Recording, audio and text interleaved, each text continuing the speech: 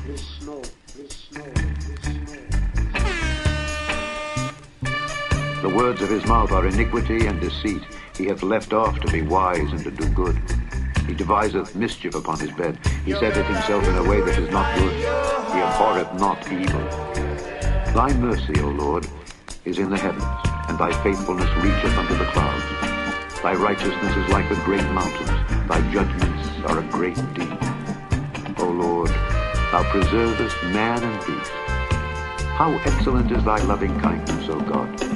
Therefore the children of men put their trust under the shadow of thy wings. They shall be abundantly satisfied with the fatness of thy house, and thou shalt make them drink of the river of thy pleasure. For with thee is the fountain of life. In thy light shall we see light. O continue thy loving kindness unto them that know thee, and thy righteousness to the upright in heart. Let not the foot of pride come against me, and let not the hand of the wicked remove me. There are the workers of iniquity fallen. They are cast down, and shall not be able to rise, to rise, to rise, to rise, to rise, to rise, to rise, to rise, to rise, to rise, to rise, to rise, to rise, to rise, to rise.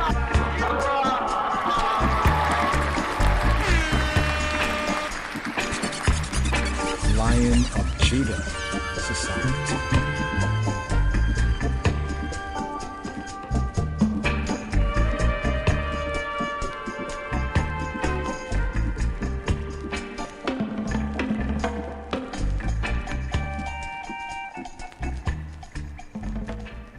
Shavua Tob. Lion of Judah shall break every chain. Yes. Chazak. We need chazek. Be strong, be encouraged, Make I and I encourage one another. Have a blessed week in the way of the truth and the life of the King of Kings Christ, Yeshua HaMashiach. Yes, Rastafari, Lion of Judah Society.